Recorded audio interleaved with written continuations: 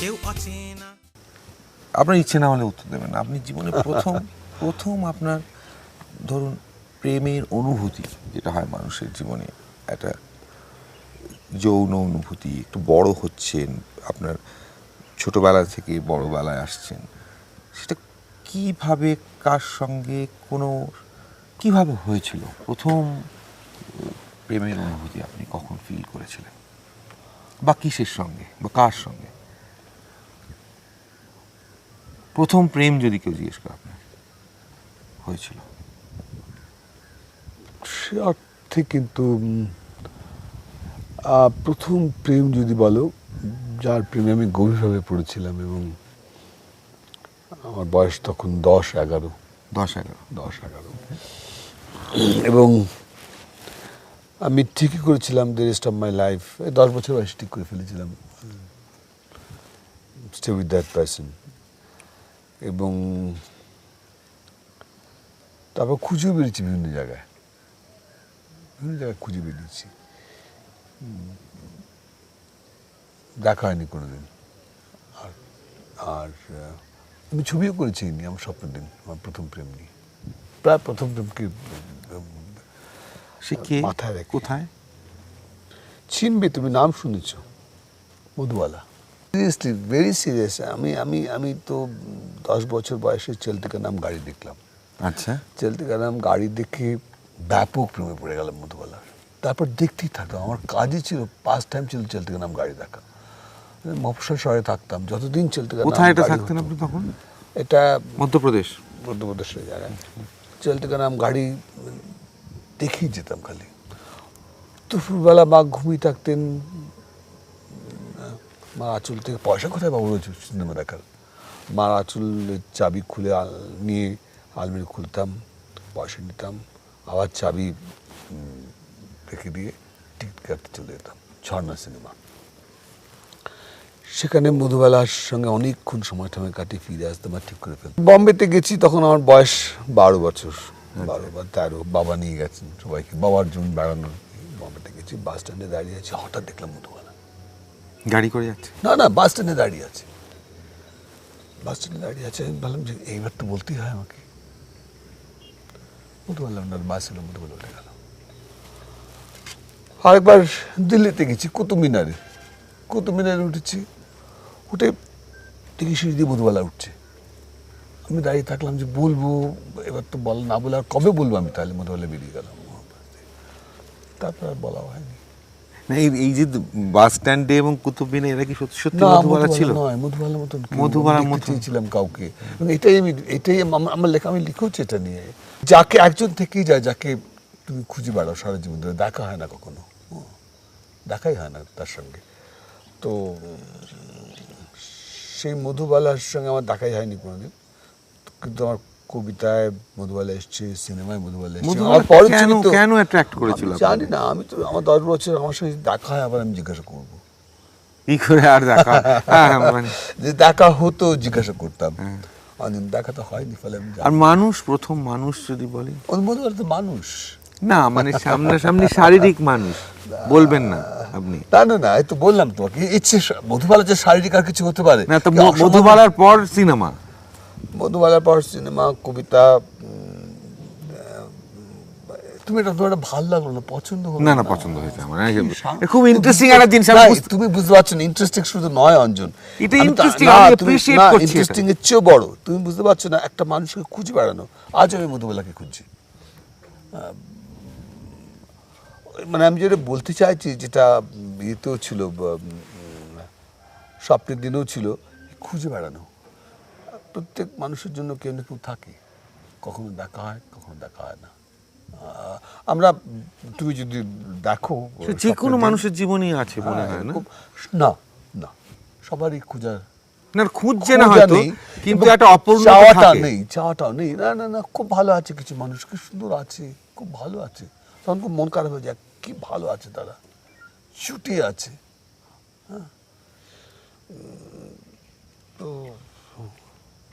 And you were telling me the other day when I was talking to you that you were actually in Delhi doing some electronic, some sales thing, and you came back here because you had some family troubles. Yes. Your father was sick, so you came here and you joined this.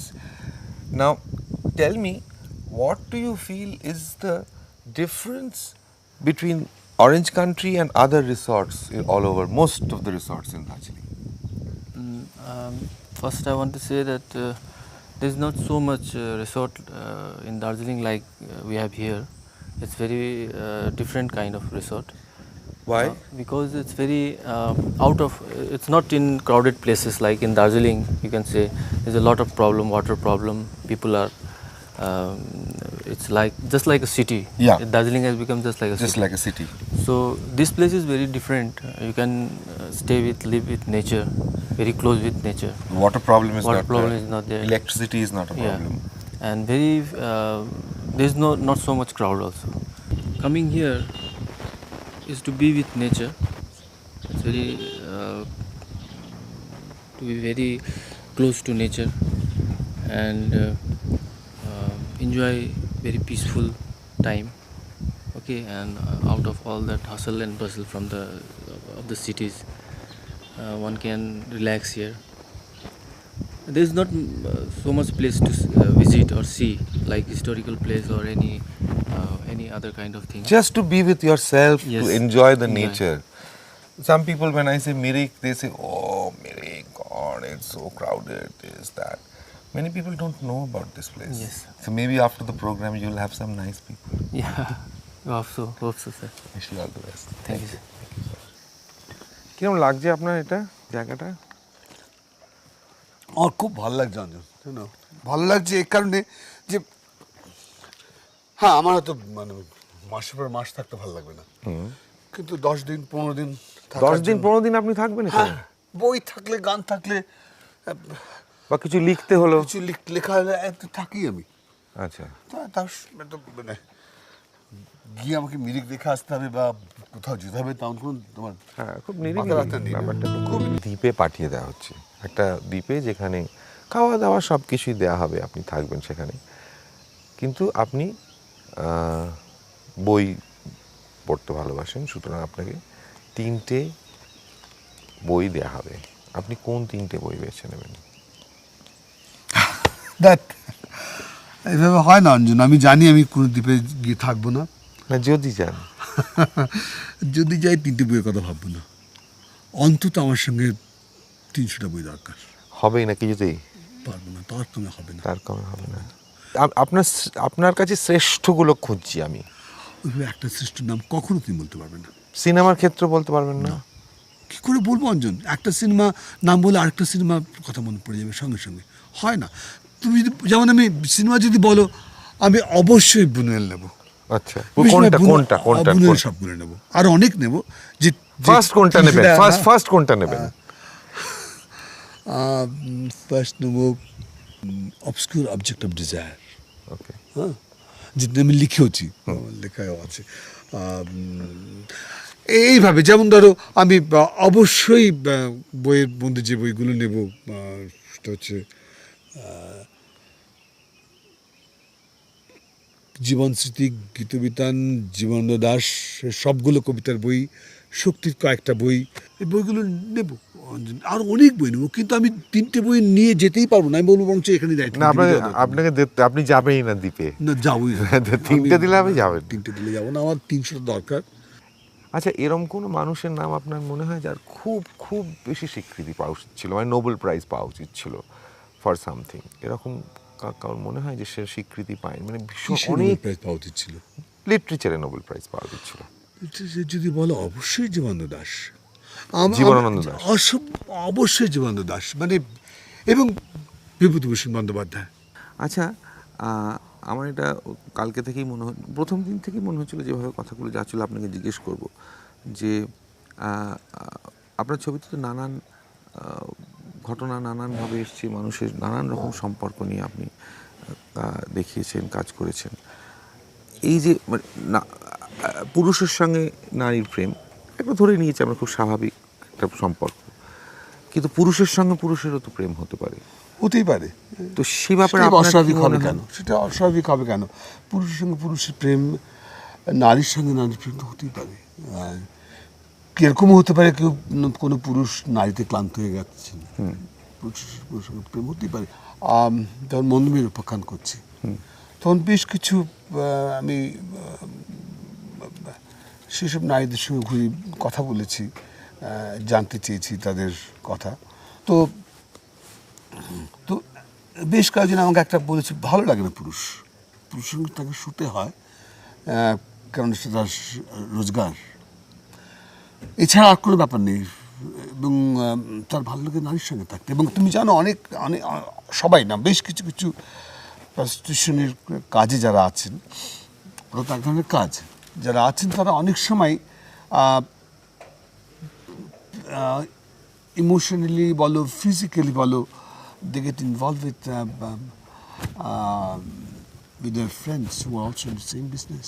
ক্ষেত্রে সত্যজিৎ রায়ও তার প্রচুর নাম করেছিলেন, বিদেশে award পেয়েছেন, অনেক কিছু হয়েছেন, কিন্তু সত্যি সত্যি বলতে কি আমার মনে হয় দু একটা ছবি, ওই ছোটদের দু একটা ছবি বা দু একটা থ্রিলার ছবি ছাড়া সত্যজিৎ বাবুর ছবিও কিন্তু সেই বক্স অফিসে কিন্তু সেইভাবে চলেনি।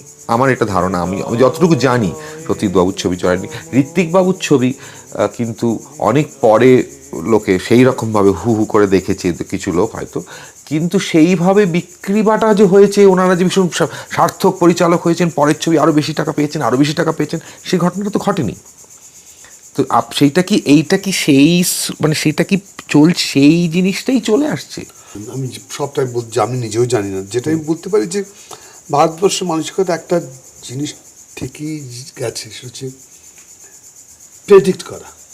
যেমন ধরো 20 বছর পর কী হবে তুমি জ্যোতিষের কাছে গিয়ে জানতে চাও, বা তুমি দেখতে চাও সেভাবে তোমার সামনে 20 বছর কাটুক।